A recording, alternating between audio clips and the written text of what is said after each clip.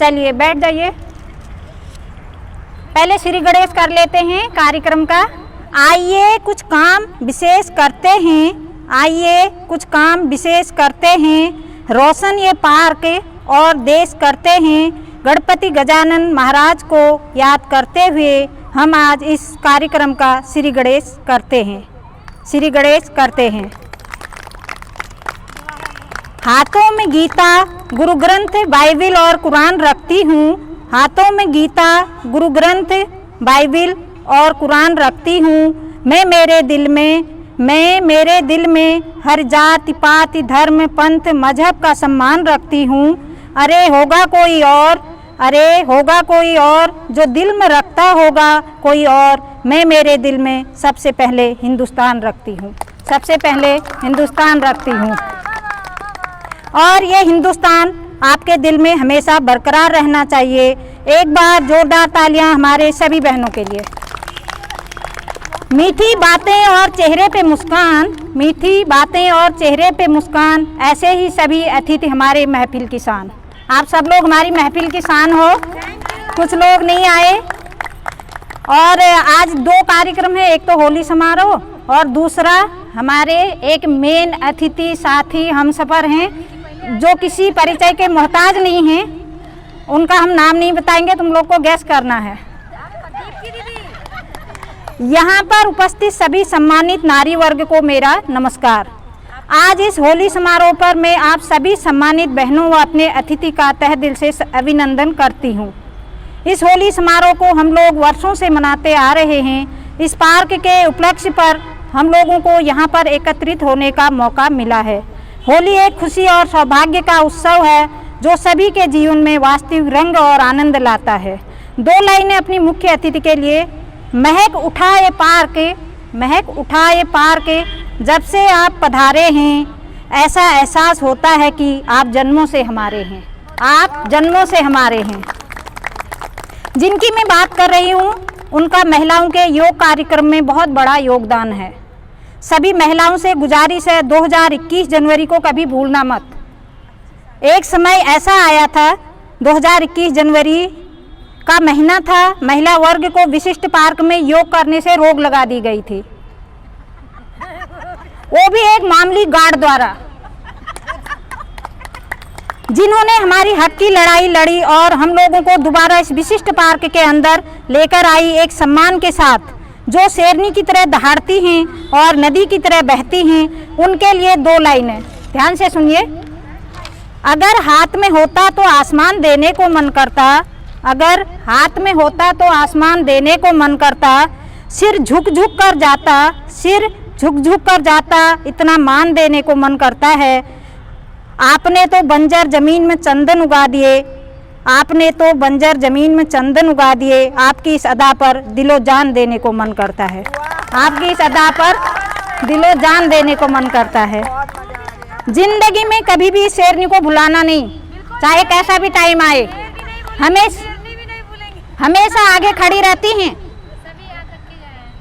हम निभाएंगे रिश्ता मरते दम तक, हम निभाएंगे ये रिश्ता मरते दम तक, हंसाएंगे आपको खुशी से गम तक।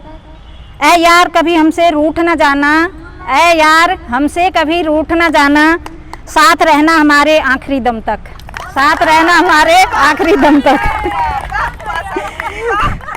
जब पार्क में उन्होंने सब कुछ ठीक ठाक कर दिया तो लोगों की प्रतिक्रिया बहुत अच्छे से सुनने को मिली हैं। दो लाइनें उस पर।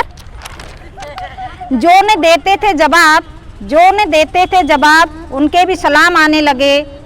वक्त बदला तो मेरे नीम पर भी आम आने लगे।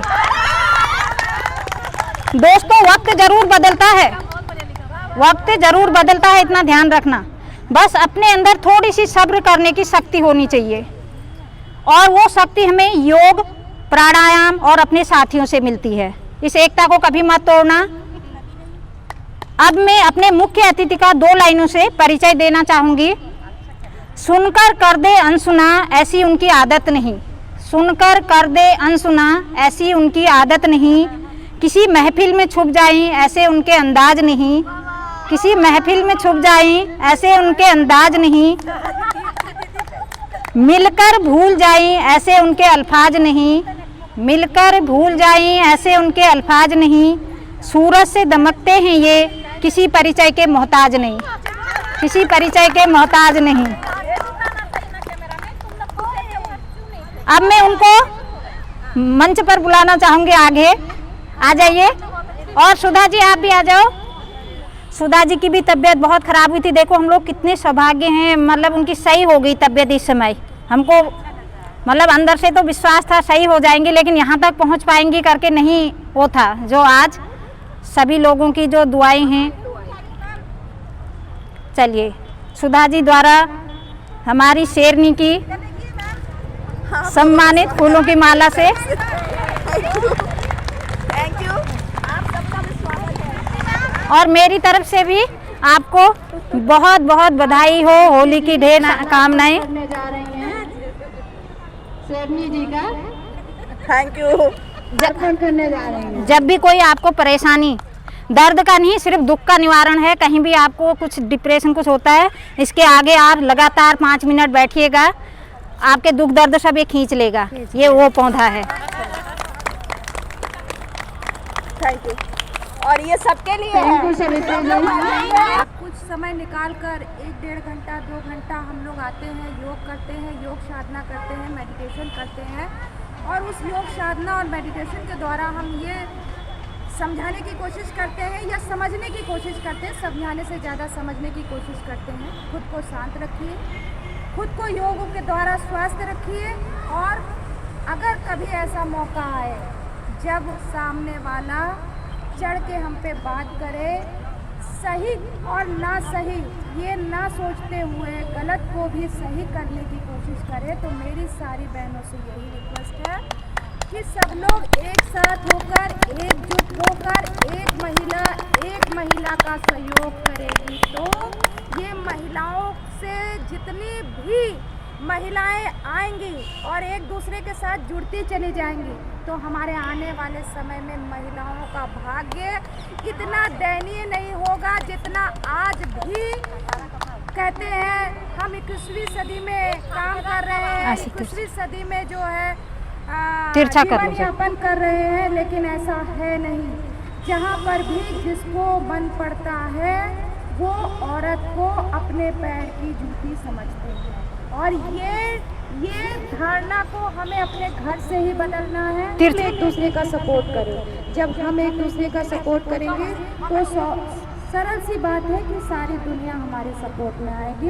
इन्हीं बातों के साथ मैं ये भी कहना चाहूँगी, सावित्री जी इस क्षेत्र में बहुत लंबे समय से योग साधना में लगी हुई हैं और इन्होंने योग का एक बहुत अच्छा परिचय दिया है।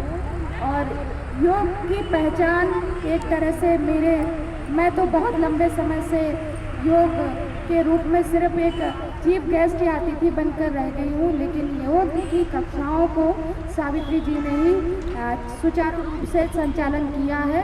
और मैं चाहूँगी सावित्री जी जब तक हमारे साथ रहें और इसी तरह लोगों को क्यों बंद हो जा रहा, शिक्षा और सपोर्ट देती रहें। और मेरे को तो शुरू नहीं हो।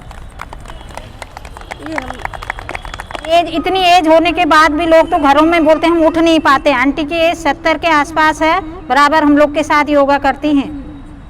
मतलब ऐसा बहुत कम देखने को मिलता है। मैं अभी जहाँ योगा करा रही हूँ एक 65 साल की आती हैं, वो उठ बैठ नहीं पाते हैं।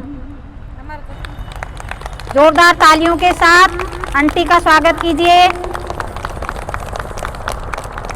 बहुत बहुत धन्यवाद आंटी।